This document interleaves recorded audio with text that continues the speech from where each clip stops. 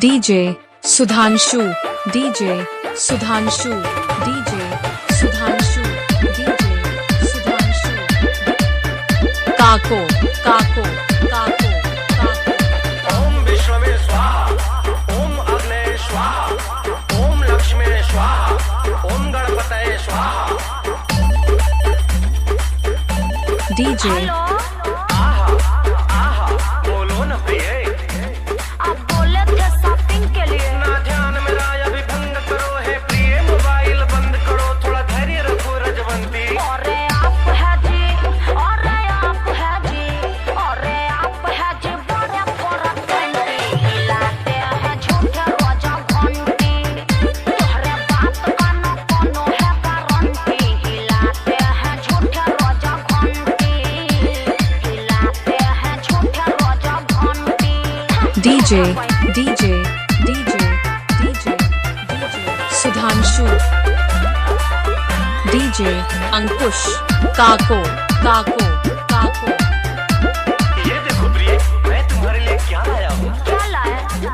ये सेब संतरे केले आम अंगूर है, इन्हें खाओ पौष्टिक तत्वों से भरपूर है। अरे बक जी, चाट चाउमीन गोला गप्पे न खिलाते हैं, मिल जा जमाने में चले के चले आते हैं, लेके चले आते हैं जी, लेके चले आते हैं, कुछ नहीं सोचते हैं। तुम दुर्बल हो हे प्राण प्रिय, ये तुम्हारे लिए आवश्यक है, तुम जिसके लिए हट करती हो वो तुम्हारे लिए अति घातक है। पता नहीं कौन सा भाषा बोलते हैं, बुझे भी नहीं करता है। प्रिय, ये मातृभाषा है। हस्बैंड आप कंजूस बड़े, मैं कहती रहूं ना फर्क पड़े। क्रोधित हो हम पे बरसो, तुम्हें हाथ घुमा देंगे परसों, कल है हनुमान जयंती। सुनिए, ताना मारती है मारती है मारती है, ताना मारती है बगल वाली आंटी, हिलाते हैं झूठे रोजा घंटी, तोहरे बात का न कोनो है गारंटी, हिलाते हैं झूठे रोजा घंटी, हिलाते हैं झूठे रोजा घंटी। DJ Sudhanshu, DJ Sudhanshu, DJ Sudhanshu, DJ Sudhanshu, DJ Sudhanshu.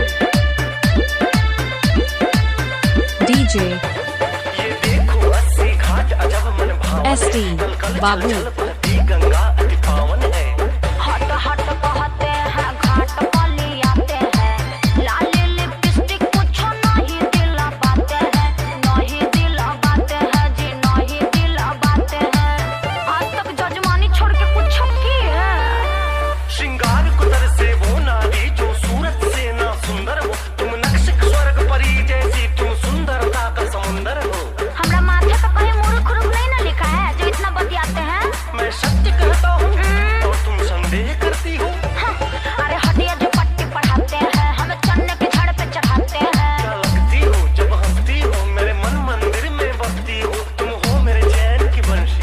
बतिया तो सुनिए, रखा दीजिए ना दीजिए ना दीजिए ना, रखा दीजिए ना खूंटी पे कंटी, हिलाते हैं झूठे रोजा घंटी, तोहरे बात का न कोनो है गारंटी, हिलाते हैं झूठे रोजा घंटी, हिलाते हैं झूठे रोजा घंटी।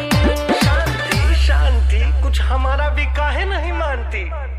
आप ही तो नहीं चाहते हैं।